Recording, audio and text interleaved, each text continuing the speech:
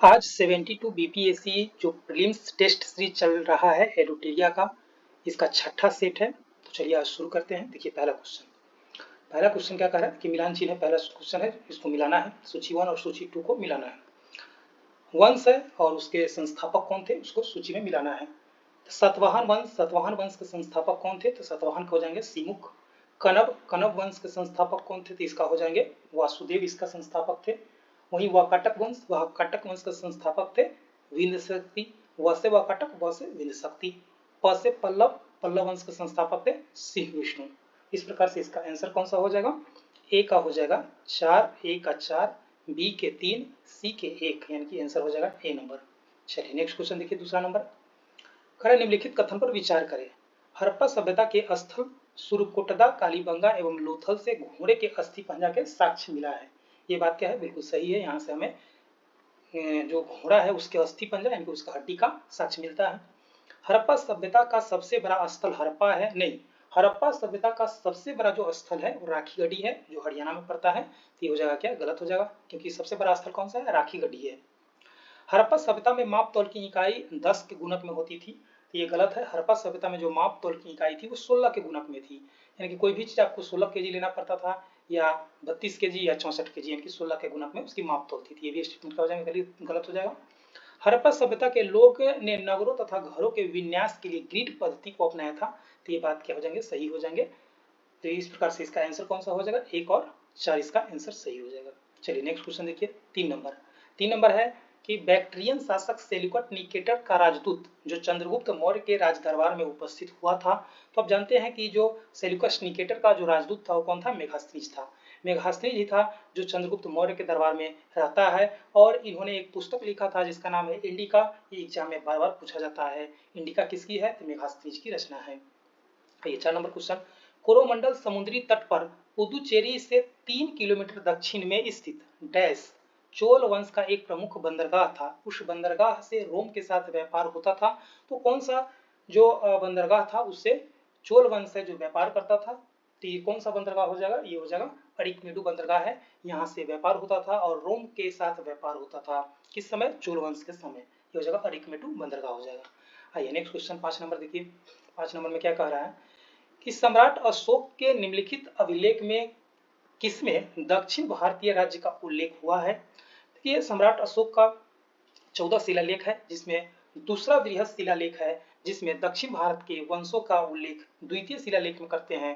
पहलका जो शिलालेख था उसमें उन्होंने जो हत्या होती है, जो भी जैसे कि जानवर की हत्या की जाती थी या बलि दी जाती थी, उस पर उन्होंने प्रतिबंध लगाया था, यानी कि अहिंसा पर जोर दिया गया था पहला शिलालेख में।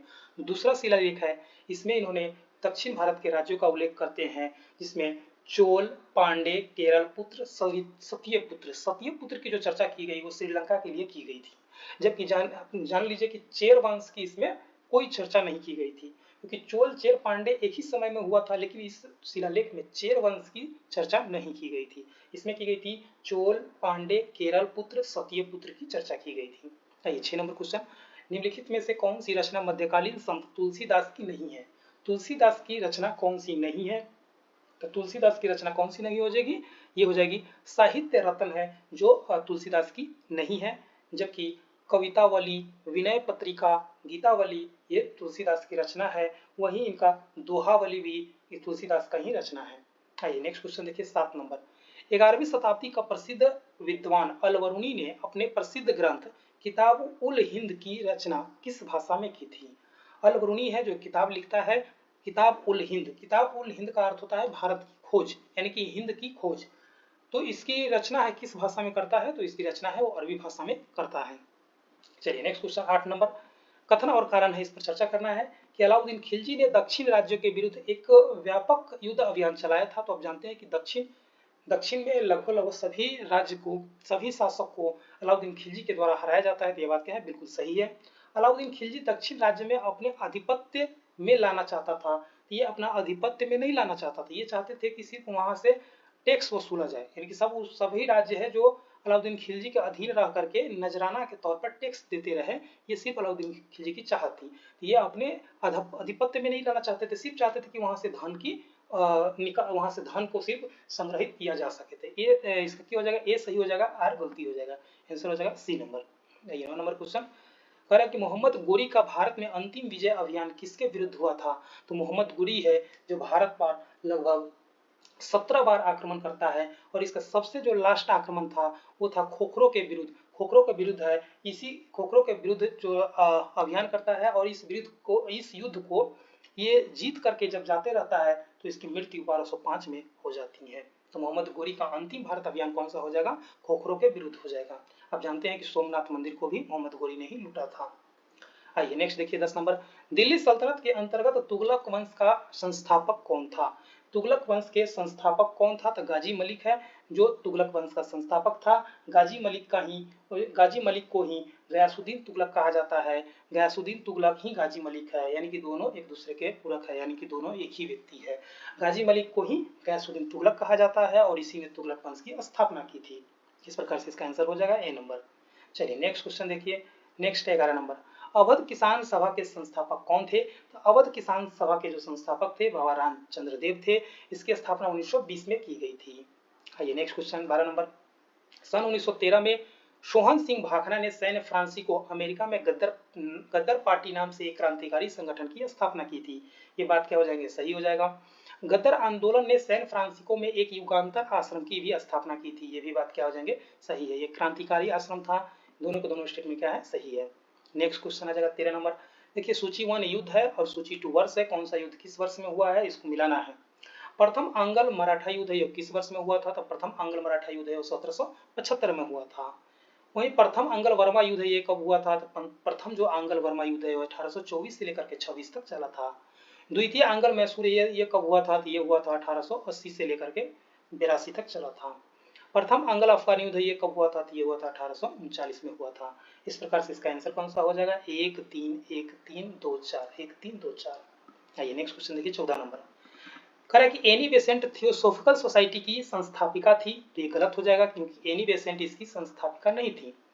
एनी बेसेंट थियोसोफिकल सोसाइटी से जुड़ी जरूर थी, इसके अध्यक्षता इन्होंने की थी, लेकिन इसके संस्थापिका नहीं थी क्योंकि इसके स्थापना है जो न्यूयॉर्क में मैडम हेलेना वास्की के द्वारा, यानी कि एचपी वालतवास्की के द्वारा किया गया था 1875 में। और इसके सहयोगी जो थे जो कर्नल आर्ट थे, न कि एनी बेसेंट। तो एनी बेसेंट इसकी संस्थापिका नहीं थी, इसकी संस्थापिका एचपी वालतवास्की थी और कर्नल आर्ट के द्वारा इसकी स्थापना अमेरिका के न्यूयॉर्क में किया गया था।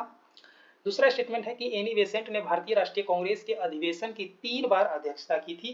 तो ये भी बात हो जाएगी गलत। एनी बेसेंट पहली महिला थी जो कांग्रेस की अध्यक्षता की थी 1917 में कलकत्ता अधिवेशन, ये पहली महिला थी जो कांग्रेस की अध्यक्षता की थी, ये थी एनी बेसेंट। लेकिन 3 बार इन्होंने अध्यक्षता नहीं किया था। भारत में एनी बेसेंट ने होम रूल आंदोलन चलाया था, ये 1916 में एनी बेसेंट ने होम रूल चलाई थी, बिल्कुल सही है। एनी बेसेंट ने कॉमन बिल और न्यू इंडिया नामक पत्रों का प्रकाशन भी किया था, ये बिल्कुल बात सही है। तो इसका आंसर कौन सा सही हो जाएगा, तो 2 और 3 सॉरी 3 और 4 सही हो जाएगा, 3 और 4 सही हो जाएगा, 3 और 4 इसका सही है। आइए नेक्स्ट क्वेश्चन 15 नंबर, रिक्त स्थान को भरना है। भारत का वायसराय पर दिल्ली में उनके राजकीय प्रवेश के अवसर पर बम फेंका गया था। तो आप जानते हैं कि लॉर्ड हार्डिंग द्वितीय जब हाथी पर चढ़ करके जब दिल्ली को राजधानी बनाया जा रहा था ब्रिटिश ईस्ट इंडिया कंपनी का, तो एक जुलूस निकला था तो हाथी पर चढ़े हुआ था, उसी समय इन पर बम फेंका गया था। ये घटना दिसंबर 1912 की है। चलिए नेक्स्ट क्वेश्चन देखिए 16 नंबर। 16 नंबर क्या कह रहा है कि प्रथम गोलमेज सम्मेलन के संबंध में निम्नलिखित में कौन सा कथन सही नहीं है, कौन सा कथन गलत है।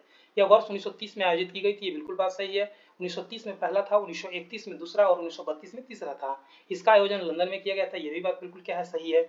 इस अधिवेशन का उद्देश्य साइमन की रिपोर्ट पर चर्चा करना था, ये भी बात बिल्कुल सही है। इस अधिवेशन में कांग्रेस के प्रतिनिधि ने भाग लिया था, तो ये क्या हो जाएगा, गलत हो जाएगा क्योंकि कांग्रेस के जो प्रतिनिधि थे सिर्फ और सिर्फ दूसरा गोलमेज सम्मेलन में भाग लिया गया था कांग्रेस की तरफ से, पहला और तीसरा गोलमेज सम्मेलन में कांग्रेस ने भाग नहीं लिया था। आइए 17 नंबर क्वेश्चन, सन 1942 में भारत छोड़ो आंदोलन के प्रारंभ के समय ब्रिटिश वायसराय कौन था। तो उस समय ब्रिटिश वायसराय था लॉर्ड लिनलिथगो था। लॉर्ड लिनलिथगो का कार्यकाल 1936 से लेकर के 1944 तक रहा है। 1936 से लेकर 1944 तक लिनलिथगो का कार्यकाल रहा है, उसी में 1942 का जो भारत छोड़ो आंदोलन इसी के समय हुआ था। आइए इसमें सूची दिया हुआ है, राजा है और इसका मिलान चिन्ह करना है कि इनका कौन सा क्षेत्र था। देखिए गायकवाड़ है, गायकवाड़ का संबंध कहाँ से रहा है, बड़ौदा से रहा है, बड़ौदा हो जाएगा गायकवाड़ के लिए। सिंधिया, सिंधिया का संबंध कहाँ से था? तो ग्वालियर से सिंधिया का संबंध था। भोसले का संबंध कहाँ से हो जाएगा? तो इसका संबंध हो जाएगा नागपुर से। होलकर का संबंध कहाँ से हो जाएगा? तो होलकर का संबंध हो जाएगा इंदौर से। इस प्रकार से इसका आंसर कौन सा हो जाएगा? 3 2 4 1, 3 2 4 1 ए नंबर। आइए, बेदरा का निर्णायक युद्ध 1759 ईस्वी में किसके बीच हुआ था? तो आप जानते हैं कि बेदरा का जो युद्ध है वो डच और अंग्रेजों के बीच में हुआ था। इसमें डच है जो बुरी तरह पराजित हो जाती है और अंग्रेज है इसमें विजय होता है। इसके बाद यहाँ से डच की कहानी है जो भारत में लगभग खत्म हो जाता है। बेदरा का युद्ध है जो डच और अंग्रेज के बीच में लड़ा गया था। आइए 20 नंबर क्वेश्चन, इसमें मिलान करना है कि कौन सी घटना कब हुई थी। देखिए, तृतीय अंगल वर्मा युद्ध है। तृतीय अंगल वर्मा युद्ध है जो 1885 से लेकर 88 तक हुआ था। वर्नाक्यूलर प्रेस एक्ट है जो 1878 में आया था। प्रथम कारखाना अधिनियम है जो 1881 में आया है। वहीं भारतीय पुरातात्विक सर्वेक्षण की स्थापना है जो 1861 में हुआ था। इस प्रकार से इसका सबसे पहला हो जाएगा डी, इसका आंसर हो जाएगा डी। 4 2 3 1, 4 2 3 है जो 20 का आंसर हो जाएगा। ये 21 नंबर क्वेश्चन, यहाँ भी सूची है, सूची को मिलाना है, सूची 1 और सूची 2 को। देखिए, विश्वविद्यालय आयोग है जो 1904 में सर टॉमस रेले के अध्यक्षता में इसका गठन किया गया था। रेलवे आयोग के अध्यक्षता किसके द्वारा किया गया था? ये टॉमस रॉबर्टसन के द्वारा इसकी अध्यक्षता की गई थी। पुलिस आयोग की अध्यक्षता किसके द्वारा किया गया था? तो सर एंड्रयूज फ्रेजर के द्वारा इसकी अध्यक्षता की गई थी। अकाल आयोग है जो सर एंटी मैकडोनाल्ड के द्वारा इसकी अध्यक्षता की गई थी। ये सभी आयोग है जो लॉर्ड कर्जन के कार्यकाल में इसे स्थापित किया गया था, इसीलिए लॉर्ड कर्जन को आयोगों का कार्यकाल भी कहा जाता है। इस प्रकार से इसका आंसर हो जाएगा बी नंबर।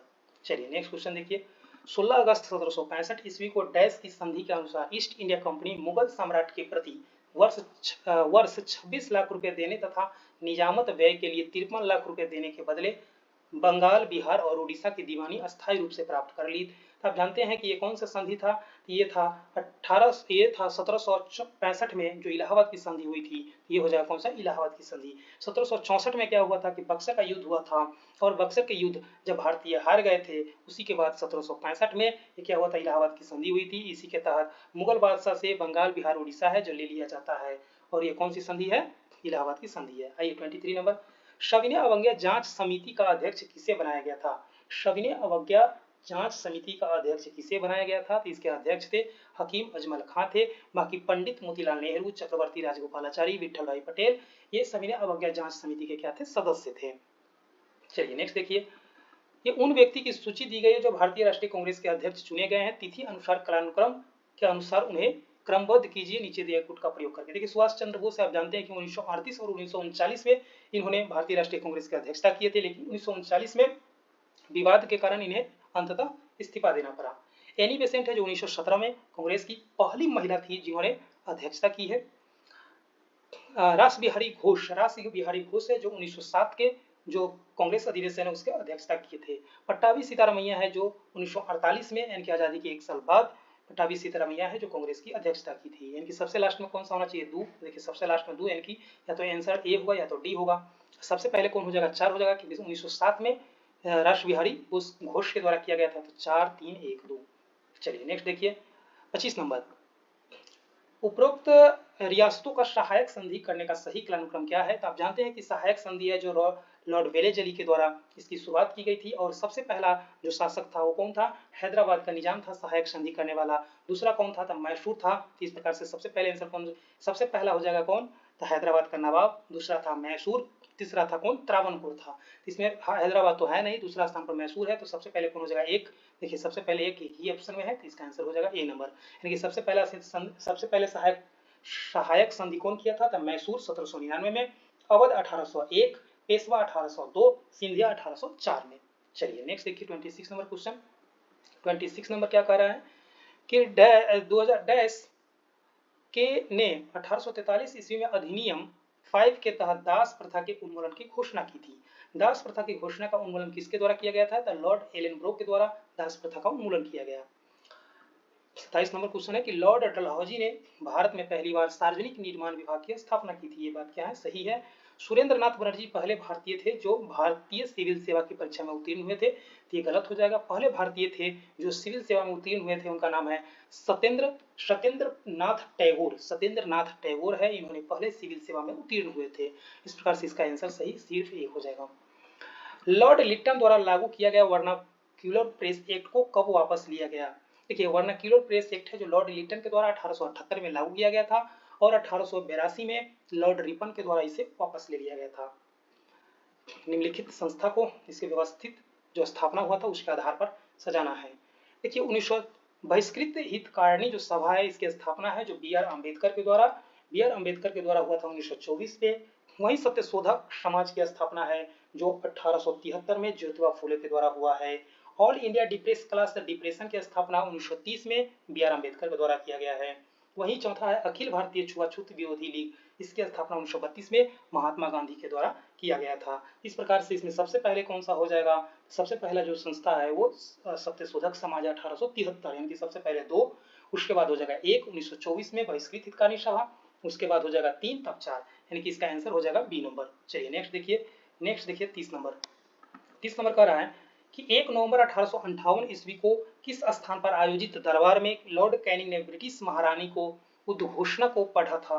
तो ये कब पढ़ा था, ये पढ़ा था 1858 को। ये कब पढ़ा गया था, कहाँ पढ़ा गया था, तो ये इलाहाबाद में पढ़ा गया था।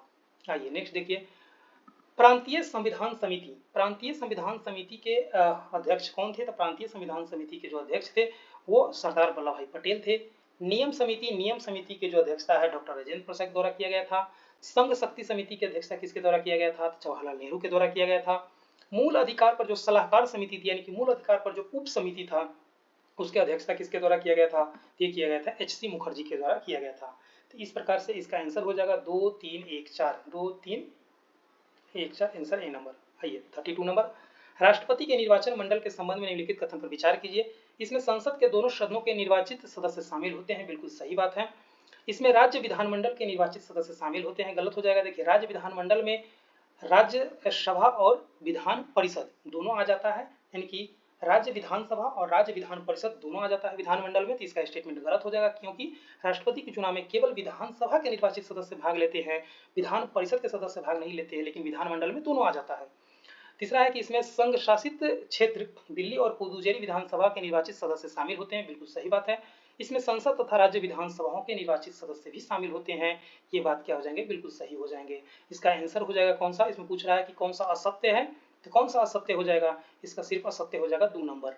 देखिए जो राष्ट्रपति के निर्वाचन मंडल है इसकी चर्चा भारतीय संविधान के 54 में की गई है, इसी में राष्ट्रपति के निर्वाचन मंडल के बारे में बताया गया है। आइए 33 नंबर, कथन है कारण है, कौन सा सही है। चुनाव की घोषणा होते ही राजनीतिक दल को आदर्श आचार संहिता का पालन करना होता है, बिल्कुल सही बात है।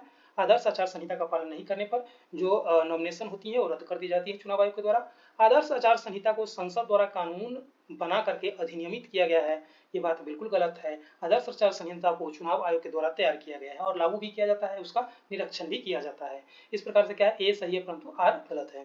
सही है 34 नंबर है। देखिए 38वां संविधान संशोधन का उद्देश्य क्या था, इसका उद्देश्य था कि न्यायिक पुनरीक्षण शक्ति का परिसीमन। 42वां संविधान संशोधन है जिसमें उद्देशिका में पंथ निरपेक्ष शब्द जोड़ा गया था। 44वां संविधान संशोधन है जिसका संबंध है कि संपत्ति के अधिकार को मौलिक अधिकार से हटा दिया गया था। 61वां संविधान संशोधन का संबंध है कि वही जो मताधिकार की आयु है 21 वर्ष से घटा करके 18 वर्ष कर दिया गया था। इस प्रकार से इसका आंसर हो जाएगा बी नंबर 4 3 1 2। चलिए नेक्स्ट देखिए 35 नंबर क्वेश्चन क्या कह रहा है कि निम्नलिखित कार्यों में कौन सा कार्य स्थानीय स्वशासन से संबंधित नहीं है। स्थानीय स्वशासन से संबंधित कौन सा नहीं है, लोक व्यवस्था का अनुरक्षण। देखिए लोक व्यवस्था का अनुरक्षण है जो राज्य सरकार के द्वारा किया जाता है, या स्थानीय स्वशासन के द्वारा नहीं किया जाता है। जन स्वास्थ्य है जो पंचायत के द्वारा किया जाता है या नगर पालिका के द्वारा स्वच्छता पर किया जाता है। जन अनुपयोगी सेवाएं हैं जो स्थानीय स्वशासन के द्वारा किया जाता है, जबकि लोक व्यवस्था का अनुरक्षण है जो राज्य सरकार के द्वारा करना पड़ता है।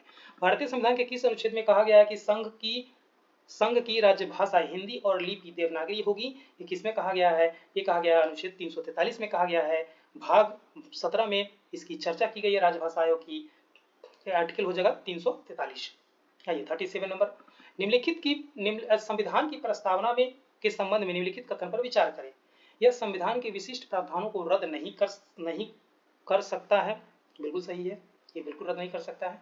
इसकी प्रकृति न्याय योग्य है, गलत है। इसकी प्रकृति गैर न्यायिक योग्य है, यानी कि इसके लिए इसके अगर कुछ हनन हो रही है तो इसके लिए आप सुप्रीम कोर्ट या हाई कोर्ट में इसके चैलेंज नहीं कर सकते हैं। तीसरा कह रहा है कि पंडित जवाहरलाल नेहरू द्वारा संविधान में प्रस्तुत उद्देश्य प्रस्ताव पर संविधान में मूर्त की गई थी, ये बिल्कुल सही है। इसमें संविधान संशोधन नहीं किया जा सकता, गलत है। आप जानते हैं कि 42वां संविधान संशोधन के तहत 3 शब्द जोड़ा गया था, एकता, अखंडता, समाजवादी और पंथ निरपेक्ष शब्द जोड़ा गया था। कौन सा सत्य है? तो 2 और 4 क्या है? गलत है। 2 और 4 क्या है? इसमें गलत हो जाएगा। आइए, मकर रेखा पर निम्नलिखित में किस देश होकर गुजरती है? मकर रेखा मकर रेखा है जो किस किस देश से होकर गुजरती है? तो आप जानते हैं कि जो 23.5 डिग्री दक्षिणी गोलार्ध में जो रेखा है उसे मकर रेखा कहा जाता है। वही 23.5 डिग्री जो उत्तरी गोलार्ध में जो रेखा है उसे कर्क रेखा कहा जाता है। तो मकर रेखा से किस किस देश से होकर गुजरती है? तो इसमें क्या हो जाएगा? चिली, ऑस्ट्रेलिया, ब्राजील, नामीबिया सभी देश से होकर मकर रेखा गुजरती है। ये मिलान करना है। मंत्रिमंडलीय प्रणाली भारतीय संविधान में कहां से लिया गया है? तो मंत्रिमंडलीय प्रणाली है जो कहां से लिया गया है? ब्रिटेन से लिया गया है। न्यायिक पुनर्विलोकन कहां से लिया गया है? तो ये लिया गया यूएसए से, संयुक्त राज्य अमेरिका से लिया गया है। संविधान संशोधन की प्रक्रिया कहां से लिया गया? ये लिया गया दक्षिण अफ्रीका से लिया गया है। आपातकाल की अवधारणा कहां से लिया गया है? ये लिया गया जर्मनी के संविधान से, जिसे वाइमर का संविधान भी कहा जाता है। इस प्रकार से इसका आंसर कौन सा हो जाएगा? बी नंबर हो जाएगा। 3 4 1 2 3 4 1 2 इसका आंसर हो जाएगा। ये नेक्स्ट क्वेश्चन है निम्नलिखित राष्ट्रपति के पर विचार करना है, कौन कौन से कब रहे हैं। देखिए, फखरुद्दीन अली अहमद है, इनका जो रहे हैं 1974 से लेकर के 1977 के आसपास तक फखरुद्दीन अली अहमद साहब रहे हैं। उसके बाद नीलम संजीव रेड्डी है जो 1977 से लेकर के 1982 तक रहे हैं।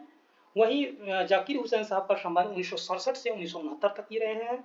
और वीवी गिरी है वो 1969 से लेकर के 74 तक रहे हैं। इस प्रकार से व्यवस्थित क्रम हो जाएगा 3 4 1 2 3 4 1 2। आइए, ये दर्रा दिया हुआ है और किस राज्य में है? तो देखिए, नीति दर्रा है, कहाँ है? ये उत्तराखंड में हो जाएगा। नीति दर्रा कहाँ हो जाएगा? उत्तराखंड में हो जाएगा। बनिहाल दर्रा कहाँ हो जाएगा? तो ये हो जाएगा जम्मू कश्मीर में हो जाएगा। जम्मू कश्मीर में हो जाएगा बनिहाल दर्रा। वही जलेपला कहाँ है? तो जलेपला कहाँ है? ये सिक्किम में हो जाएगा जलेपला।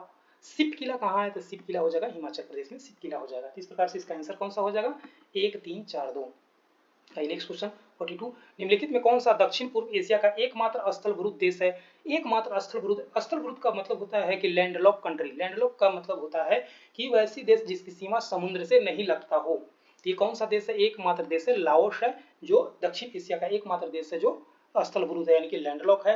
देखिए, टोटल एशिया में 12 ऐसा देश है जो लैंडलॉक है। 12 ऐसा देश है एशिया में जो लैंडलॉक है। वही पूरा दुनिया में लैंडलॉक की संख्या है लगभग 44 है। चाहिए थे 43 नंबर, नजका प्लेट मध्य अमेरिका एवं और प्रशांत प्लेट के बीच स्थित है। देखिए, नजका प्लेट है जो दक्षिण अमेरिका और प्रशांत प्लेट के बीच में है। तो ये क्या हो जाएगा? स्टेटमेंट गलत हो जाएगा, क्योंकि नजका प्लेट का संबंध है दक्षिण अमेरिका और प्रशांत प्लेट के बीच में है। प्लेट टेक्टोनिक्स अवधारणा मैकेंजी, पार्कर और मॉर्गन के द्वारा प्रस्तुत किया गया था। बिल्कुल सही हो जाएंगे। कौन सा सही है? तो केवल 2 सही हो जाएगा। आइए, नेक्स्ट क्वेश्चन है कि जनजाति है और किस राज्य से संबंध है इनका? गोंड जनजाति का संबंध कहाँ से है? तो गोंड जनजाति का हो जाएगा कहाँ? गोंड हो जाएगा मध्य प्रदेश। गोंड हो जाएगा मध्य प्रदेश हो जाएगा। गोंड हो जाएगा मध्य प्रदेश। डोंगरिया कुंद ये कहाँ की जनजाति है? तो ये हो जाएगी ओडिशा की। टोटा जनजाति कहाँ की है? तो नीलगिरी तमिलनाडु के ये टोटा जनजाति है। चेचू कहाँ की है? तो चेचू हो जाएंगे केरल के। इस प्रकार से इसका आंसर हो जाएगा कौन सा? ए नंबर 2 3 1 4। चलिए नेक्स्ट क्वेश्चन देखिए। नेक्स्ट है 45 नंबर क्वेश्चन। अमरकंटक पहाड़ी विंध्य और सह्याद्री पर्वतमाला का मिलान बिंदु है। अमरकंटक पहाड़ी है जो विंध्य और सह्याद्री का पर्वतमाला का मिलान बिंदु है। ये क्या हो जाएगा? गलत हो जाएगा, क्योंकि अमरकंटक पहाड़ी है जो विंध्य का तो है, लेकिन सह्याद्री का मिलान पॉइंट नहीं है। सह्याद्री का नाम करके किसका है? सतपुरा का है। सतपुरा और विंध्य के जो मिलन होता है अमरकंटक पहाड़ी तक होता है। शेषचलम पहाड़ी पश्चिम घाट का हिस्सा है। शेषचलम पहाड़ी है जो पूर्वी घाट का हिस्सा है। ये भी क्या हो जाएगा? गलत हो जाएगा। शेषचलम कहाँ पड़ता है? तो आंध्र प्रदेश में पड़ता है। ये पूर्वी घाट का हिस्सा है। राजमहल पहाड़ियां सतपुरा पर्वतमाला का सबसे पूर्वी भाग बनाती है। ये बात भी गलत हो जाएगा, क्योंकि राजमहल पहाड़ी नहीं सतपुरा पर्वतमाला का सबसे पूर्वी हिस्सा है, जबकि कौन है? छोटा नागपुर पठार है। तो ये क्या स्टेटमेंट हो जाएगा? गलत। कौन सही है? तो कोई नहीं सही है। इसका आंसर हो जाएगा डी नंबर। आइए, तीस्ता नदी के बारे में पूछा जा रहा है। तीस्ता नदी ब्रह्मपुत्र नदी का उद्गम एक ही है। गलत है। तीस्ता नदी का उद्गम कहाँ होता है? तो सिक्किम में होता है। ब्रह्मपुत्र का कहाँ होता है? तो ये कहाँ होता है? कैलाश पर्वत पर। दोनों में क्या अंतर हो जाती है? दूसरा कह रहा है कि रंगित नदी सिक्किम में उत्पन्न होती है और यह तीस्ता नदी की एक सहायक नदी है। ये क्या हो जाएंगे? ये बिल्कुल हो जाएंगे सही। दूसरा स्टेटमेंट हो जाएगा सही। आपसे पूछा जा रहा है कि गलत कौन है? तो 1 नंबर सिर्फ गलत है। आइए, कौन सा देश लाल सागर से सीमा पर स्थित है? कौन सा देश है जो लाल सागर के सीमा पर स्थित है? ये मिस्र भी हो जाएगा, सऊदी अरब, यमन, सूडान, ये सभी के सभी है जो लाल सागर से सीमा साझा करती है। नेक्स्ट क्वेश्चन हरित क्रांति की शुरू में केवल सिंचित क्षेत्र तक ही सीमित थी। ये बात क्या हो जाएंगे, बिल्कुल सही है, केवल सिंचित क्षेत्र। जानते हैं कि गेहूं और धान धान यानी कि चावल पर सिर्फ ये हरित क्रांति है शुरू में जोर दिया गया था। 1970 के दशक के बाद तकनीकी देश के पूर्वी और मध्य भाग में फैल गई, बिल्कुल सही बात है। हरित क्रांति क्षेत्र पंजाब, हरियाणा और तमिलनाडु में थे। देखिए प्रारंभ में तो सिर्फ पंजाब और हरियाणा और पश्चिमी उत्तर प्रदेश में थे, लेकिन समय के अनुसार बाद में फैला था, बाद में फैल करके तो अन्य राज्य में भी गया था। तो ये हो जाएंगे गलत, इतना ही नहीं और भी राज्य हो जाएंगे। तो इसमें क्या हो जाएगा आंसर सही, 1 और 2। ये पहाड़ को सजाना है ऊंचावच के आधार पर कि सबसे ऊंचा कौन है, सबसे बाद में ऊंचा कौन सा है। देखिए ऊंचावच के आधार पर इसमें सजाना है, पश्चिम से पूर्व की ओर सजाना है, सॉरी पश्चिम से लेकर के पूर्व की ओर सजाना है। देखिए मिसमी जो पहाड़ी अरुणाचल प्रदेश में है यानी कि सबसे पूर्व में हो जाएगा। महादेव पहाड़ी है जो मध्य प्रदेश में है। राजमहल की पहाड़ी है जो झारखंड में है। सतमाला की पहाड़ी है जो महाराष्ट्र में है। इसमें सबसे पूर्व में कौन सा हो जाएगा, और पश्चिम से पूर्व पूछ रहा है तो सबसे पश्चिम में कौन सा है, तो सबसे पश्चिम में हो जाएगा कौन सा, सतमाला हो जाएगी। तो इस प्रकार से इसका आंसर 4 3 2 1 4 3 2 1 पश्चिम से पूर्व की ओर सजाना था। आइए सीन नदी है, सीन नदी के किनारे कौन सा शहर बसा है, तो सीन नदी के किनारे है जो पेरिस नामक शहर बसा हुआ है। वहीं डेन्यूब नदी के किनारे कौन सा है, डेन्यूब नदी के किनारे हो जाएगा वियना शहर बसा हुआ है। नील नदी के किनारे कौन सा बसा है, तो इंग्लैंड बसा हुआ है। टेम्स नदी के किनारे हो जाएगा सूडान बसा हुआ है। टेम्स नदी के किनारे हो जाएगा सूडान। इस प्रकार से इसका आंसर कौन सा हो जाएगा, इसका आंसर कौन सा हो जाएगा, आंसर हो जाएगा बी नंबर इसका आंसर हो जाएगा। चलिए नेक्स्ट क्वेश्चन हो जाएगा कौन सा, 51 नंबर कह रहा है कि प्रमुख इस्पात संयंत्र है और किसके सहयोग से स्थापना किया गया था, पूछा जा रहा है। भिलाई इस्पात संयंत्र है जो किसके सहयोग से है, तो सोवियत संघ के यानी रूस के सहयोग से है। राउरकेला इस्पात संयंत्र है जो जर्मनी के सहयोग से था, ये हो जाएगा गलत। बोकारो किसके सहयोग से है, तो ये सोवियत संघ से है, सोवियत संघ से बोकारो का स्थापना किया गया था। दुर्गापुर है जो यूके के सहयोग से किया गया था। कितने सही है, तो केवल 2 इसमें मिलान सही है। आइए 52 नंबर, अर्थव्यवस्था में मंदी एवं स्फीति दोनों ही स्थितियां के साथ दिखाई देती हैं। अर्थव्यवस्था में बेरोजगारी एवं मुद्रास्फीति दोनों साथ साथ रहे। मुद्रास्फीति की दर ऊंची, आर्थिक समृद्धि की दर नीची तथा बेरोजगारी की स्थिति ऊंची बनी रहे। किसमें देखने को मिलता है, तो स्टैगफ्लेशन में, जहां अर्थव्यवस्था ग्रो नहीं करती है, इन्फ्लेशन अधिक देखने को मिलता है। इन्फ्लेशन की वजह से अनएम्प्लॉयमेंट है जो भी अधिक होता है। कहाँ देखने को मिलता है, तो स्टैगफ्लेशन में देखने को मिलता है। 53 नंबर क्वेश्चन कह रहा है कि प्लानिंग एंड द पुअर किसके सिद्धांत है, तो ये दिया गया था बीएस मिन्हाज के द्वारा दिया गया था, न कि दादा भाई नौरोजी का सिद्धांत था धन निष्कासन का सिद्धांत। प्लानिंग एंड द पुअर है जो बीएस मिन्हाज के द्वारा दिया गया था, ये हो जाएगा स्टेटमेंट क्या हो जाएगा, गलत हो जाएगा। प्रछन्न बेरोजगारी का सिद्धांत नर्कसे के द्वारा दिया गया था, ये बात क्या है, सही है। संतुलित विकास का सिद्धांत है जो हर्समैन के द्वारा दिया गया था, ये स्टेटमेंट क्या हो जाएंगे, गलत हो जाएंगे। केवल 1 और 1 सही है। आइए दंतेवाला समिति का संबंध किससे है, दंतेवाला संबंध हो जाएगा बेरोजगारी के अनुमान से, ये बात क्या हो जाएंगे, सही हो जाएंगे। महालनोबिस का संबंध हो जाएगा राष्ट्रीय आय से, बिल्कुल सही है। खुसरो समिति का संबंध किससे था, कृषि साख से, कृषि में किस प्रकार से लोन दिया जाए इसके बारे में बताया गया था, गलत हो जाएगा। आबिद हुसैन समिति का संबंध था लघु उद्योग के बारे में बताया गया था। इस प्रकार से 1 और 2 क्या है, सही है मिलान, जबकि 3 और 4 क्या है, गलत है। देखिए आपसे क्या पूछा जा रहा है कि कौन से मिलान गलत है, तो 3 और 4 क्या था, इसका मिलान गलत था। 55 नंबर क्वेश्चन, निम्नलिखित में कौन भारत के भूमि सुधार के प्रमुख उद्देश्य में शामिल था, आर्थिक न्याय को सुनिश्चित करना, इसी के लिए जो भूमि सुधार किया गया था, बिल्कुल सही है। ग्रामीण गरीबी को दूर करना उद्देश्य तो था। कृषि उत्पादकता को बढ़ाना, बिल्कुल सही है। पुराने भूमि संबंधों को बनाए रखना, यही तो खत्म करना था, आंसर हो जाएगा सी नंबर। आइए 56 नंबर, राष्ट्रीय ग्रामीण स्वास्थ्य मिशन शुरुआत की गई थी 2005 में। राष्ट्रीय सामाजिक सहायता कार्यक्रम शुरुआत हो जाएगा 1995। स्वर्ण जयंती ग्राम स्वरोजगार योजना का संबंध हो जाएगा 1999। संपूर्ण ग्रामीण रोजगार योजना हो जाएंगे 2001। इस प्रकार से इसका मिलान कौन सा हो जाएगा, बी नंबर। चलिए नेक्स्ट देखिए 57 नंबर, भारतीय रिजर्व बैंक द्वारा सीआरआर में वृद्धि से क्या अभिप्राय है। जब भी सीआरआर में वृद्धि होगी तो क्या होगी कि अर्थव्यवस्था में मौद्रिक तरलता में लिक्विडिटी कम होने लगेगी, यानी कि अर्थव्यवस्था में मौद्रिक तरलता में कमी आएगी, क्योंकि सीआरआर बढ़ रहा है। एक दूसरे का विपरीत संबंध होता है, सीआरआर घटेगा तो लिक्विडिटी बढ़ जाएगी, जब सीआरआर बढ़ेगा तो लिक्विडिटी क्या है, घट जाएगी। यह महंगाई को नियंत्रित करने के लिए इस प्रकार से व्यवस्थित किया जाता है। आइए मुख्य क्रांति का संबंध किससे है, तो मोटे अनाज के उत्पादन से संबंध है। मुख्य क्रांति का संबंध है मोटे अनाज से। मसाला उत्पादन का संबंध किस क्रांति से है, तो बादामी क्रांति से है। केसर उत्पादन का संबंध है सेफ्रॉन क्रांति से। बांस उत्पादन का संबंध है हरित सोना क्रांति से संबंध है बांस उत्पादन के। आइए 59 नंबर क्वेश्चन क्या कह रहा है कि निम्नलिखित राष्ट्रीय आय में सम्मिलित नहीं किया जाता है। राष्ट्रीय आय में कौन सा सम्मिलित नहीं किया जाता है? विदेशों से प्राप्त उपहार है, नहीं शामिल किया जाता है। किसी भी लॉटरी में जीता गया ईमान का धनराशि है, जो नहीं शामिल किया जाता है।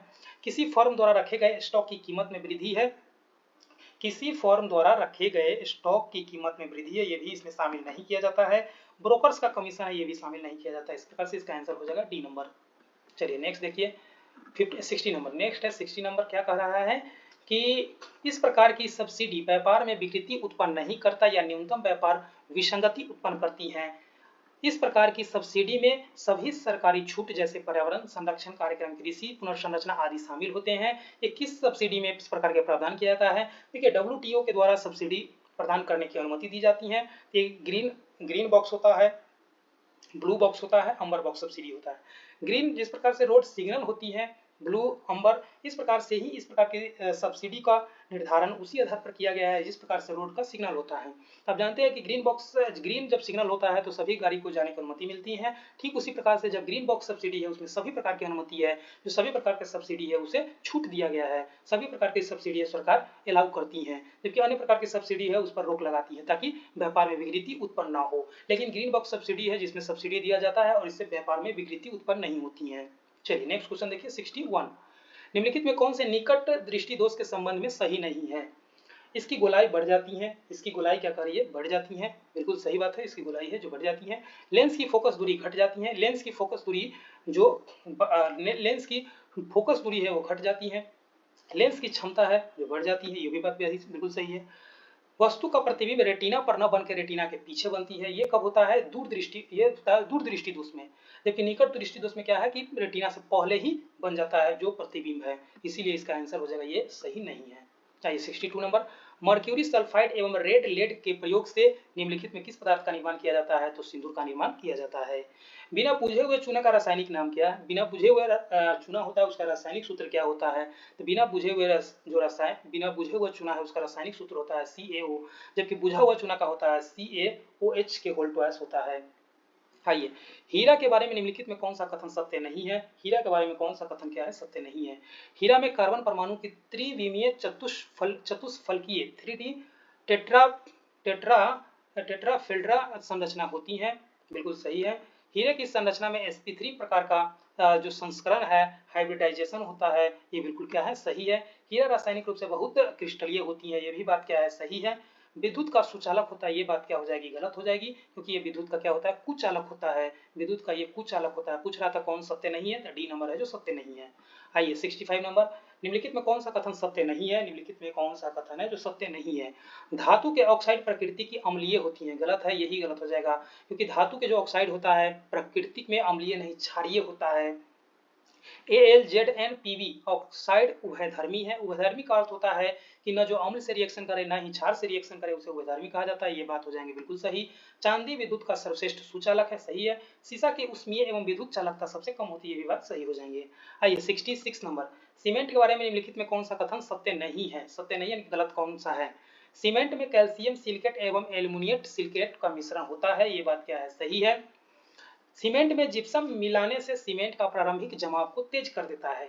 प्रारंभिक जमाव को क्या करता है? ये तेज नहीं करता है, थोड़ा घटा देता है। इस प्रकार से ये क्या हो जाएंगे? ये स्टेटमेंट हो जाएगा, गलत हो जाएगा। आपका आंसर हो जाएगा बी नंबर। आइए 67 नंबर क्वेश्चन क्या कह रहा है कि एक घोल का pH मान 2 से 4 बदलने में H+ आयन कितना सांद्रता होगी? इसमें क्या हो जाएगी? 100 गुना कम हो जाएगा। आइए नेक्स्ट। समान परमाणु क्रमांक परंतु भिन्न परमाणु द्रव्यमान के परमाणुओं को समभारिक कहते हैं, ये क्या हो जाएंगे? ये बिल्कुल बात हो जाएंगे गलत। समान परमाणु द्रव्यमान परंतु भिन्न परमाणु क्रमांक के परमाणुओं को समस्थानिक कहते हैं, ये भी बात हो जाएंगे गलत हो जाएंगे। एक दूसरे को उल्टा कर दिया है, आंसर हो जाएगा डी नंबर। आइए डार्क मैटर के संदर्भ में निम्नलिखित में कौन सा कथन सही है? डार्क मैटर के संदर्भ में निम्नलिखित में कौन सा सही है? ये कौन सा कथन सही है? तो डार्क मैटर या दृश्य पदार्थ के अधिक हल्का होती है, नहीं भारी होता है। इसे विद्युत चुंबकीय तरंग की आसानी से देखा जा सकता है। बिल्कुल ये ट्रांसपेरेंट नहीं होते हैं, देखा नहीं जा सकता डार्क मैटर से। यह ब्रह्मांड के कुल द्रव्यमान का एक बड़ा भाग है, ये बात क्या है? बिल्कुल सही है। ये केवल पृथ्वी के वातावरण पाया जाता है, तो ये क्या हो जाएंगे? गलत हो जाएंगे। केवल पृथ्वी पर नहीं पाया जाता है, बाकी सभी अन्य ग्रह पर भी देखने को मिलता है। आइए ब्लॉकचेन टेक्नोलॉजी में ब्लॉक का अर्थ क्या होता है? ब्लॉकचेन टेक्नोलॉजी में ब्लॉक का अर्थ क्या होता है? ये एक होता है डेटा का समूह होता है। ब्लॉकचेन टेक्नोलॉजी में डेटा का समूह होता है जिसे ब्लॉक कहते हैं। आइए, जेम्स वेब स्पेस टेलीस्कोप का प्राथमिक उद्देश्य है। प्राथमिक उद्देश्य क्या है? कि प्रारंभिक ब्रह्मांड का अध्ययन करना। जेम्स वेब स्पेस जो टेलीस्कोप है इसका उद्देश्य है कि प्रारंभिक ब्रह्मांड का अध्ययन करना। देखिए, रासायनिक नाम है, कमी से होने वाला रोग है, पूछा जा रहा है कौन सा इसमें सुमेलित है, कौन सा सुमेलित है? इसमें कौन सा सुमेलित हो जाएगा? एनीमिया जो होता है साइनोकोबालमीन से होता है, ये बात क्या हो जाएंगे? बिल्कुल सही हो जाएंगे। आइए नेक्स्ट क्वेश्चन, कीटभक्षी पौधे मिट्टी से नाइट्रोजन में कमी वाले क्षेत्र में उगते हैं, ये बात सही है, इसीलिए नाइट्रोजन के लिए वो कीट का भक्षण करते हैं। बायोडिग्रेडेबल अपशिष्ट को आमतौर पर बैक्टीरिया के मदद से उपयोगी पदार्थ में बदला जाता है, ये भी बात क्या हो जाएंगे? ये बात बिल्कुल सही हो जाएंगे। कौन सही है? तो दोनों को दोनों सही है। आइए नेक्स्ट 24, कार्बोहाइड्रेट के अपघटनोपरांत अंतिम रूप से मोनोसेकेराइड बनता है, ये बात सही है। एंजाइम शरीर के बड़े अणु को छोटे आकार में तोड़ने में सहायक होती हैं जिसे पाचन कहते हैं, बिल्कुल सही है। पेंटोज, फ्रुक्टोज, ग्लूकोज ये सभी मोनोसेकेराइड है, ये बिल्कुल सही हो जाएंगे। कौन सा सही है? तो तीनों के तीनों स्टेटमेंट सही है। आइए, फल शर्करा, फल शर्करा किसमें मिलता है? तो फ्रुक्टोज में, फ्रुक्टोज में फल शर्करा मिलता है। दूध में कौन सा शर्करा मिलता है? तो लैक्टोज मिलता है, लैक्टोज है। दूध में कौन शर्करा हो जाएगा? लैक्टोज हो जाएगा। चीनी शर्करा किसमें मिलता है? चीनी शर्करा में सुक्रोज मिलता है। वहीं स्वीटिया जो प्राकृतिक स्वीटनेस है, इसका आंसर कौन सा हो जाएगा? 1, 2, 3। नेक्स्ट है, कौन सा पाचन एंजाइम अग्नाशय से नहीं निकलती है? कौन सा जो एंजाइम है जो अग्नाशय से नहीं निकलती है? तो बी और सी, टाइलिन और पेप्सिन है जो अग्नाशय से नहीं निकलती है, जबकि ट्रिप्सिन और लाइपेज है जो अग्नाशय से निकलता है। इसका आंसर हो जाएगा बी नंबर। देखिए, पेप्सिन है जो पेप्सिन है जो जठररस से निकलती है, जबकि टाइलिन है, टाइलिन कहाँ से निकलती है? लार ग्रंथि से टाइलिन निकलता है। आइए 77 नंबर क्वेश्चन क्या कह रहा है? निम्नलिखित में कौन सी क्रिया छोटी आंत में संपन्न होती है? तो आप जानते हैं कि छोटी आंत में पाचन की संपूर्ण क्रिया है जो छोटी आंत में संपन्न होती है। कार्बोहाइड्रेट का पाचन होना बिल्कुल सही है, वसा का पाचन होना बिल्कुल सही है, प्रोटीन का पाचन ये भी वही होगा, बचे हुए पोषक पदार्थ का अवशोषण भी छोटी आंत में होगा। इस प्रकार से सभी क्रिया है जो छोटी आंत में हमें होती है।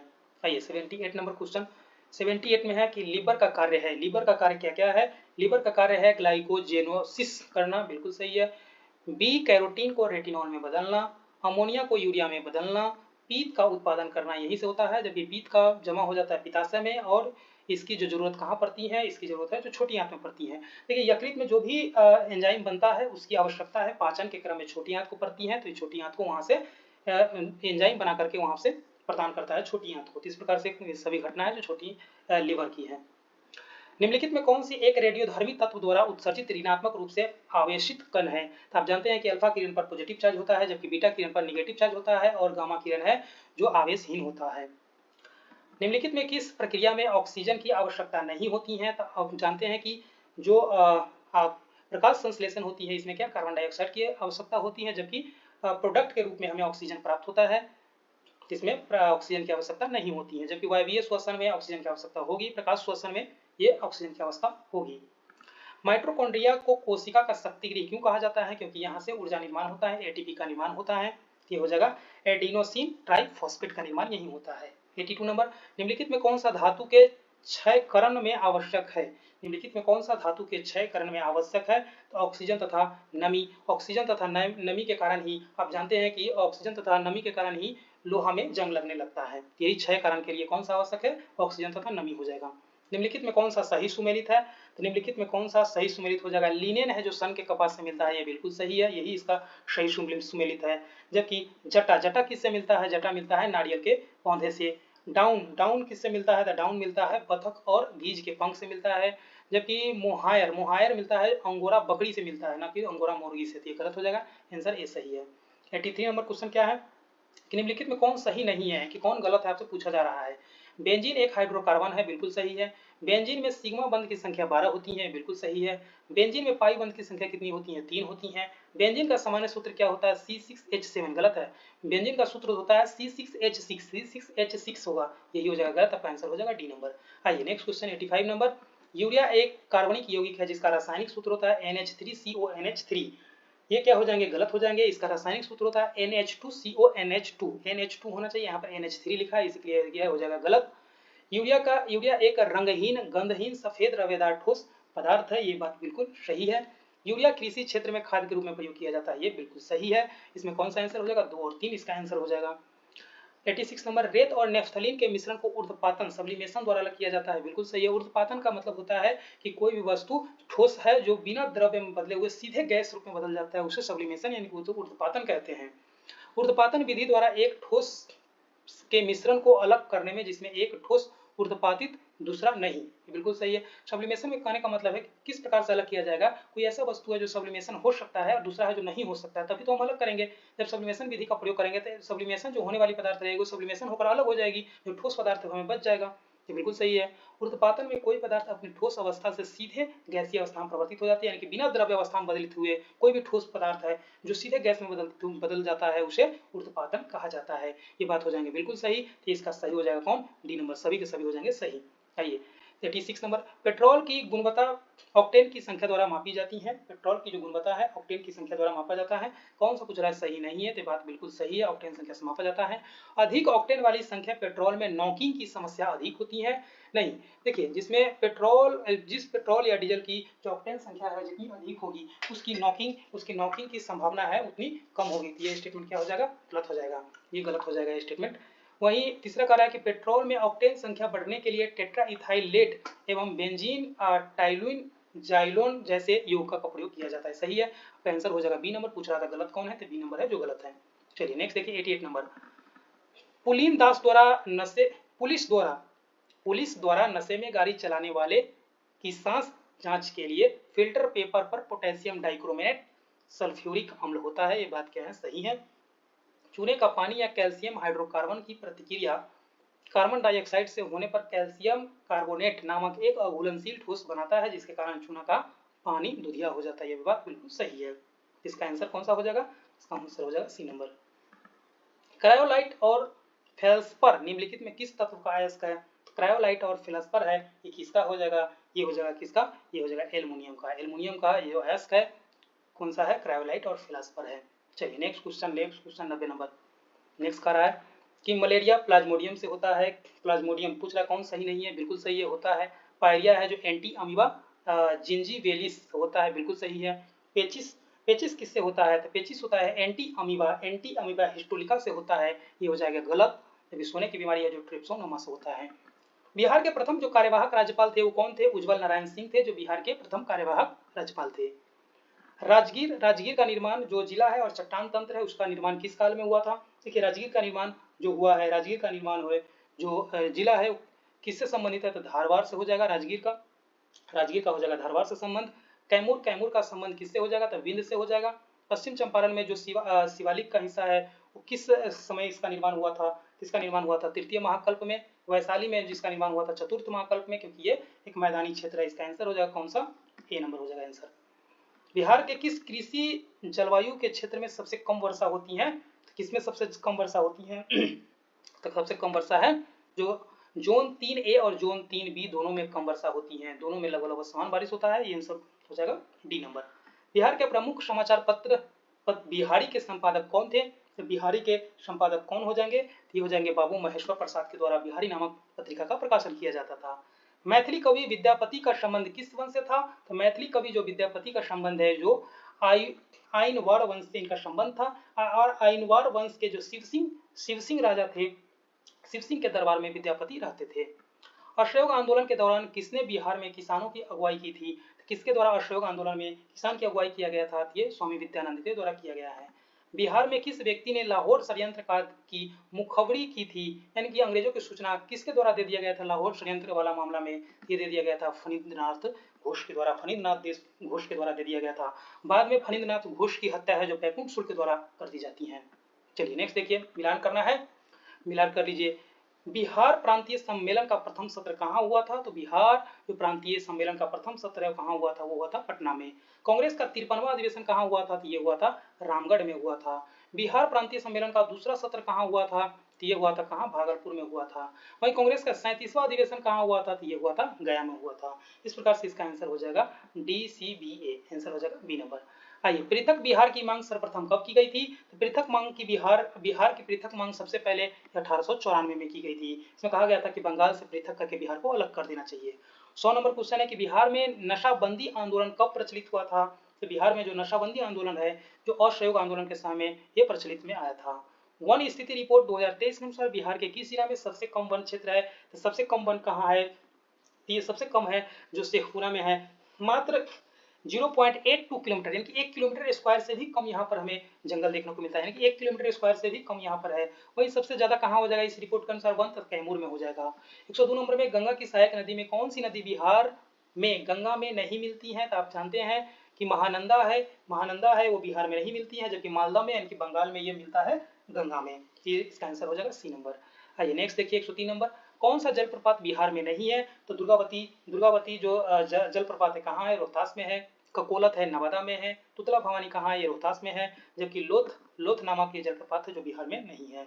आइए, पटना प्रमंडल के अंतर्गत कितने जिले शामिल है? पटना प्रमंडल के अंतर्गत 6 जिला है जो शामिल है। सरदारी विद्रोह कब हुआ था? तो सरदारी विद्रोह कब हुआ था? तो 1858 से लेकर के 1895 तक सरदारी विद्रोह हुआ था।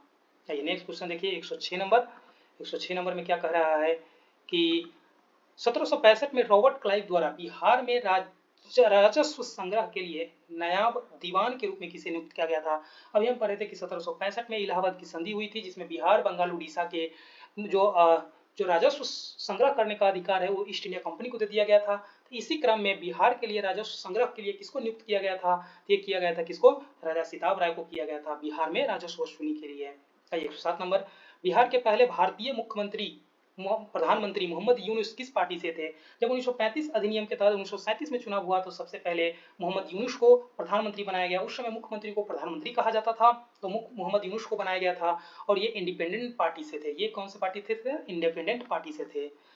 आइए 108 नंबर, 1934 में आयोजित बिहार प्रांतीय किसान सभा के दूसरे अधिवेशन के नेता कौन थे? जो 1934 में बिहार प्रांतीय किसान सभा के जो दूसरा अधिवेशन हुआ था उसमें कौन से नेता थे? तो इसका अध्यक्षता किए थे पुरुषोत्तम दास टंडन के द्वारा किया गया था। चलिए नेक्स्ट देखिए 109 नंबर, निम्नलिखित में कौन सा रचना सहजानंद सरस्वती की नहीं है? सहजानंद सरस्वती की रचना कौन सी नहीं है? तो सहजानंद सरस्वती की कौन सी रचना नहीं है? हुंकार बिल्कुल उन्हीं का रचना था। कर्म शिल्प है, गीता रहस्य है, किसान इनका नहीं था। किसान इनका नहीं था, लेकिन और सब था। किसान क्या करे, ये सहजानंद सरस्वती की पुस्तक है। किसान कैसे लड़ता है, झारखंड के किसान, खेत मजदूर, ये सब मेरा जीवन संघर्ष, किसान सभा के संस्कार, ये सब किनका पुस्तक है? तो ये सब सहजानंद सरस्वती का ही पुस्तक है। चलिए नेक्स्ट देखिए, वन रिपोर्ट 2023 के अनुसार बिहार के किस जिले में 2021 की तुलना में वन आवरण में सबसे अधिक वृद्धि तथा सबसे कमी हुई है? तो सबसे अधिक वृद्धि कहाँ होगी? तो ये हुआ है भागलपुर में। और सबसे ज्यादा कमी कहाँ होगी? जहां पर वन होगा वहीं पर कमी होगी। तो कैमूर में सबसे ज्यादा कमी हुआ है। वहीं भागलपुर में 32 किलोमीटर स्क्वायर में वन की वृद्धि हुई है, जबकि कैमूर में 33 किलोमीटर स्क्वायर की कमी हुई है। आइए नेक्स्ट देखिए 11 नंबर, किस गांव को बिहार का पहला शिल्प ग्राम बनाने की मंजूरी भारत सरकार के द्वारा दे दी गई है? तो कौन सा पहला गांव है? ये है जितवारपुर है, ये मधुबनी का गांव है। ये पहला शिल्प ग्राम बनाने की घोषणा है जो भारत सरकार के द्वारा की गई है। 112 number question, BIADA amnesty policy 2025 का उद्देश्य औद्योगिक विवादों का समाधान करना है।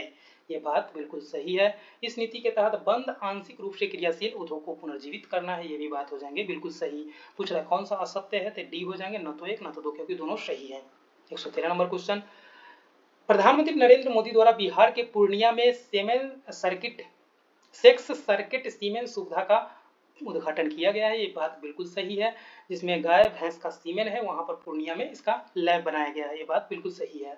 यह सुविधा राष्ट्रीय गोकुल मिशन के अंतर्गत स्थापित किया गया है। ये बात बिल्कुल सही है, ताकि अच्छे से अच्छे नस्ल का गाय भैंस हमें मिल सके, इसके लिए किया गया है। ये बात हो जाएंगे ये सही। तीसरा कह रहा है कि इस केंद्र की वार्षिक उत्पादन क्षमता 5 लाख खुराक है। ये भी बात सही है। सेक्स सर्किट तकनीक में नर बछड़ा के जन्म की संभावना बढ़ जाती है। बिल्कुल गलत है। इसमें क्या होती है कि क्रॉस ब्रीडिंग करा के ऐसा कोशिश किया जाता है कि मादा बछड़ा का ज्यादा जन्म हो, मादा का ज्यादा जन्म हो, नर का ना हो, इसीलिए नर की संख्या क्या है? कम जाती है। आंसर ये स्टेटमेंट हो जाएगा गलत। नंबर सही कौन सा हो जाएगा? A 1 2 3। 114 number, India in pixel के आंकड़े के अनुसार बिहार भारत का सर्वाधिक जेनजी आबादी वाला राज्य है। ये बात बिल्कुल सही है। बिहार के बाद जेनजी की आबादी वाले राज्यों में क्रमशः झारखंड, जम्मू कश्मीर, राजस्थान का स्थान आता है। ये बात गलत है, क्योंकि बिहार के बाद जेनजी में स्थान आता है झारखंड, सॉरी, जम्मू कश्मीर, तब झारखंड, तब यूपी। सबसे पहले बिहार आता है पहला स्थान पर जेनजी के मामला में, दूसरा स्थान पर जम्मू कश्मीर, तीसरा स्थान पर झारखंड, तब यूपी आता है। दूसरा स्टेटमेंट हो जाएगा गलत, हो जाएगा केवल एक सही है। हाल ही में जापान की पहली महिला प्रधानमंत्री किसे नियुक्त किया गया है? तो साने तकाइची है, जो हाल ही में जापान की पहली महिला प्रधानमंत्री नियुक्त की गई है। भारत का एकमात्र मठ ज्वालामुखी कहाँ स्थित है? तो आप जानते हैं ये कहाँ स्थित है, बाराटांगा द्वीप पर स्थित है। ये किसका भाग है? ये हो जाएगा उत्तरी अंडमान का हिस्सा हो जाएगा, यानी कि बैरन द्वीप का हिस्सा हो जाएगा बाराटांगा द्वीप। यहीं पर एकमात्र मठ ज्वालामुखी है जो स्थित है। आइए, tipping point two zero evidence towards a child marriage free India report के अनुसार निम्नलिखित कथन पर विचार कीजिए। इसका कहने का मतलब है कि जो बाल विवाह है उसके संबंध में ये रिपोर्ट जारी किया गया है, इस पर विचार करना है। आइए, लड़कियों के बाल विवाह पर अंकुश लगाने में प्रथम, द्वितीय एवं तृतीय स्थान क्रमशः असम, राजस्थान एवं बिहार का है। लड़कियों में जो बाल विवाह मुक्त करने में, जो लड़कियों पर बाल विवाह में अंकुश लगाने की कम उम्र में विवाह करने में पहला स्थान पर कौन सा कह रहा है? असम है। ये बात सही है। दूसरा स्थान पर राजस्थान नहीं है, दूसरा स्थान पर है महाराष्ट्र, तीसरा स्थान पर है बिहार। बिल्कुल सही है, ये बात हो जाएगा गलत, क्योंकि पहला स्थान पर असम, दूसरा स्थान पर महाराष्ट्र और तीसरा स्थान पर बिहार है। वहीं दूसरा स्टेटमेंट कह रहा है कि असम में 84%, बिहार में 70% बाल विवाह में कमी दर्ज की गई है। बात सही हो जाएंगे।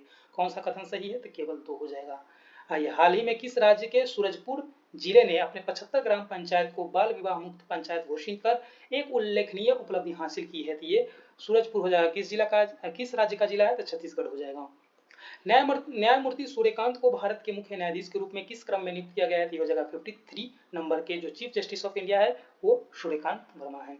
आइए, 120 नंबर क्वेश्चन कौन सा है? 120 हो जाएगा कि आईसीसी महिला क्रिकेट विश्व कप 2025 के संबंध में निम्नलिखित कथन पर विचार कीजिए।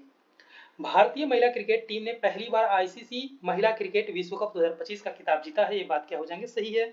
अब की बार का जो आईसीसी जो महिला T20 जो लीग था उसका खिताब किसने जीता है? महिला भारतीय टीम जीता है। यह टूर्नामेंट भारत और श्रीलंका की संयुक्त मेजबानी में आयोजित की गई थी। बिल्कुल सही है। भारत ने फाइनल में न्यूजीलैंड को हराया था। नहीं, गलत हो जाएगा, क्योंकि ये दक्षिण अफ्रीका को हराई थी। इस प्रकार से इसका सत्य आंसर कौन सा हो जाएगा? 1 और 2। कॉप 30 का आयोजन कहाँ किया गया था? तो इसका आयोजन ब्राजील के बेलम में किया गया था। ब्राजील के बेलम शहर में कॉप 30 का आयोजन किया गया था। 122 नंबर, सुपर बुमनिया राष्ट्रीय पुरस्कार 2025 की विजेता शिल्पी सिंह का संबंध बिहार के किस जिले से है? तो इनका संबंध किस जिला से है? तो ये कटिहार से हो जाएगा।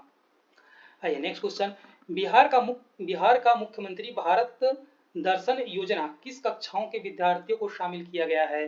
किस कक्षा को विद्यार्थी को शामिल किया गया है? तो ये शामिल किया गया 9 से 12 तक के जो विद्यार्थी हैं उसको भारत दर्शन योजना में शामिल किया गया है।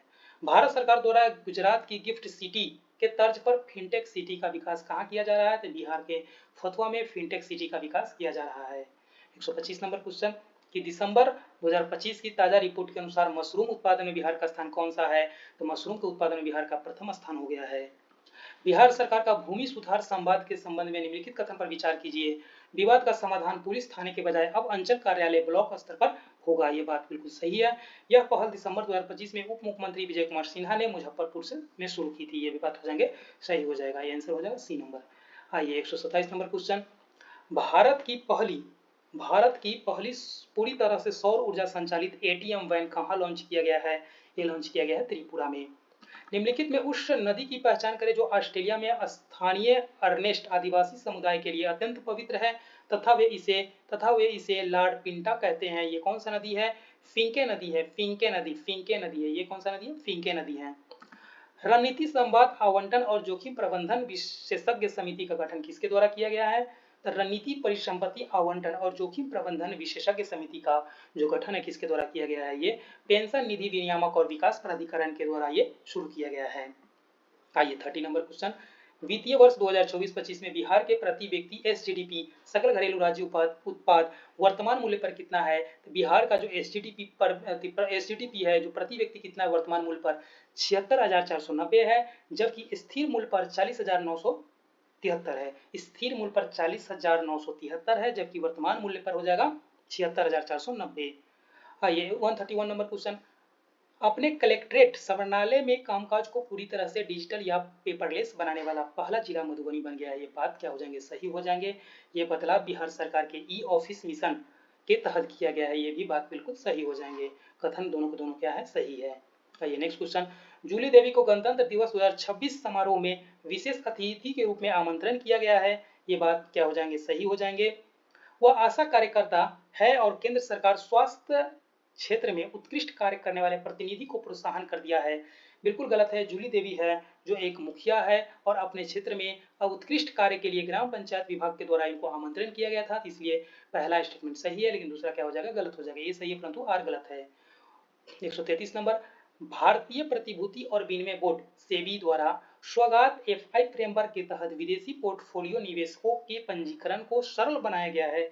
इसके अंतर्गत सेबी ने किससे कम जोखिम लो रिस्क वाले निवेशकों को श्रेणी में शामिल किया है। तो किससे शामिल किया गया, लो रिस्क वाले निवेशक के रूप में। सॉवरेन वेल्थ फंड में जो निवेश करता है इसमें लो रिस्क है, बिल्कुल सही है। केंद्रीय बैंक और सरकारी में जो निवेश करता है उसे लो रिस्क है, यहाँ पर घाटा की संभावना कम है, यहाँ पर इनकम की संभावना अधिक है। पेंशन फंड और बहुपक्षीय संस्थान में यहाँ पर भी लो रिस्क यानी कम रिस्क है। जहाँ पर कम रिस्क होता है वहाँ पर ब्याज भी कम मिलता है। इस प्रकार से इसका आंसर कौन सा हो जाएगा, डी नंबर हो जाएगा। आइए 134 नंबर। ग्रामीण रोजगार व्यवस्था के संबंध में प्रस्तावित नए ग्रामीण रोजगार गारंटी कार्ड की वैधता अवधि कितनी वर्ष निर्धारित की गई है। जो पुराने मनरेगा कार्ड का स्थान लेगा 3 वर्ष की गई है। जो वर्तमान में जो आप मनरेगा कार्ड बनेगी इसकी वैलिडिटी होगी 3 वर्ष, उसके बाद फिर से रिन्यू कराना होगा। आइए 135 नंबर क्वेश्चन। हाल ही में रामसर स्थल रामसर साइट के रूप में घोषित किए गए क्षेत्र के संबंध में निम्नलिखित युग्मों पर विचार करें। देखिए रामसर जो कन्वेंशन है हुआ था ईरान में 1971 में हुआ था। 2 फरवरी 1971 को ईरान का एक शहर है रामसर, वहीं पर हुआ था। और इसमें कहा गया था कि आर्द्र भूमि के संरक्षण के लिए जो संरक्षण होता है तो इस उपाय को लागू करने के लिए अपने अपने क्षेत्र को संरक्षित किया जाता है। संरक्षण के आधार पर कौन सा क्षेत्र कहाँ पर है, देखिए शेखा झील पक्षी विहार है, ये कहाँ है, ये हो जाएंगे कहाँ, ये हो जाएंगे गुजरात उत्तर प्रदेश में है। बिल्कुल क्या है, सही है। शेखा झील पक्षी अभ्यारण्य कहाँ है, उत्तर प्रदेश में है। झारी ढाट ये कहाँ है, गुजरात में है। झाड़ी ढाट ये गुजरात में है। पटना पक्षी विहार कहाँ है, ये उत्तर प्रदेश में है, न कि बिहार में है। आंसर कौन सा सही हो जाएगा, 1 और 2 सही हो जाएंगे। आइए 136 नंबर। भारत के नए मुख्य सूचना आयुक्त के रूप में दिसंबर 2025 में किसे नियुक्त किया गया है। जो सूचना आयुक्त है कौन सा है, राजकुमार गोयल है। सभासार को डिजिटल और प्रशासनिक रूप से अपनाने में राष्ट्रीय सूचकांक में बिहार को देश भर में कौन सा स्थान प्राप्त हुआ है। सभासर को डिजिटल और प्रशासनिक रूप से अपनाने के सूचकांक में बिहार को कौन सा स्थान प्राप्त हुआ है, तो ये प्राप्त हुआ है 5वां स्थान। बिहार को प्राप्त हुआ है 5वां स्थान। आर्थिक समीक्षा 2025-26 के अनुसार नागरिक उड्डयन क्षेत्र में भारत वर्तमान के दुनिया का तीसरा सबसे बड़ा घरेलू विमानन बाजार बन चुका है। देश में हवाई अड्डों की संख्या 2014 में 74 से बढ़कर वर्ष 2025 के अंत तक कितना हो गया है, ये बढ़कर 164 हो गया है भारत सरकार के अनुसार। आइए 139 नंबर क्वेश्चन क्या कह रहा है कि भारत में ऊर्जा क्षेत्र और उद्यन एनडीसी के संदर्भ में निम्नलिखित कथन पर विचार कीजिए। नेशनल डिटर्मिनेशन जो कंट्रीब्यूशन होता है 2035 तक क्या क्या लक्ष्य रखा गया है, इसका भारत ने 2035 तक गैर जीवाश्म ऊर्जा क्षमता को कुल स्थापित बिजली क्षमता का 60% करने का लक्ष्य रखा है। ये बात क्या हो जाएंगे, सही हो जाएंगे। यानी कि 2035 तक भारत जो कुल ऊर्जा उत्पादन करता है उसमें जो कुल ऊर्जा उत्पादन क्षमता करता है उसमें बिजली से 60% का लक्ष्य रखा गया है, जो गैर जीवाश्म ऊर्जा से उसका उत्पादन किया जाएगा। भारत अपने जीडीपी के उत्सर्जित तीव्रता को 2005 के स्तर के मुकाबले 2035 तक 47% कम करने का संकल्प लिया। ये भी बात क्या हो जाएंगे, सही हो जाएंगे। इस प्रकार से इसका आंसर हो जाएगा सी नंबर, दोनों सही है। ईवा नंबा विधेयक 2026 हाल ही में किस राज्य के द्वारा पारित किया गया है। ईवा नंबा विधेयक है जो कर्नाटक के द्वारा हाल ही में इसे पारित किया गया है। ईवा नंबा विधेयक किसके द्वारा पारित किया गया, कर्नाटक के द्वारा। तो आज का जो 140 का जीएस का जो प्रश्न है उसका हम डील कर चुके हैं। तो आप इसे देखिए और कमेंट कीजिए। अगर अच्छा लगे तो लाइक कीजिए, चैनल को सब्सक्राइब कर लीजिए और शेयर कीजिए। जय हिंद, जय भारत।